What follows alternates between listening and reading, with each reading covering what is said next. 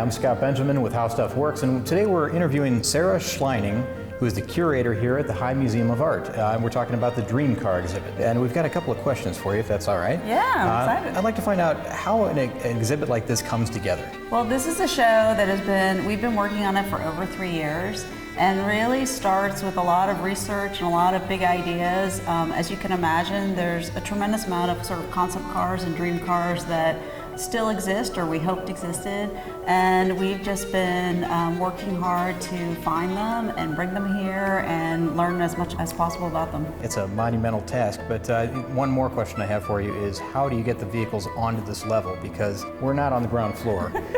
These cars are up in the air on a wooden museum floor. How do you get them up to the second or third level even? Well, this is one of the things that makes doing a museum show really fascinating. We have a freight elevator that comes off the street, but you actually have to, the car has to be less than 228 inches.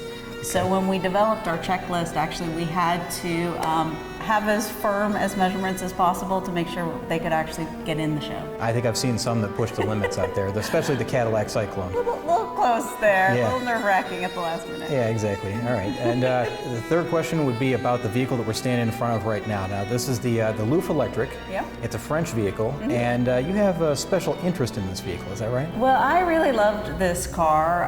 It stands for the Electric Egg. It was designed in '42 by an artist and an automotive designer, Paul Arzan. This was his personal car, so this is the only one that exists. He made this for himself during the Nazi occupation of Paris. Okay. And it's three-wheeled, it's electric, it weighed 75 pounds.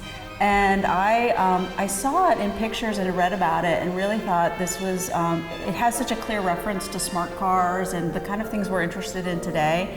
And it's also unrestored, so it really feels like a lived-in, used car.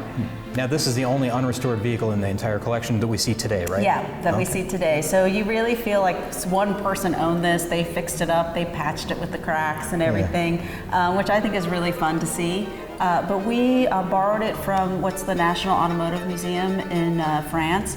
But it was really exciting because for them, this was just one of many cars they own, and it turns out they don't actually own the car themselves. Another museum in France owns it. So when it was brought here, actually, the courier who comes and travels with the car, he told us that he didn't even know that the museum owned this car. He's been there for 35 years. So. Oh, so it's tucked away somewhere. No one had even seen it for many, many years. Well, it's a very whimsical car that when you're looking at a room full of Bugattis, this one could not catch your eye, but to me, it really shows what amazing creativity happens even at the darkest moments. Understood, and there's a certain charm to a vehicle like this. So thank you very much for your time. Thank you. I appreciate it.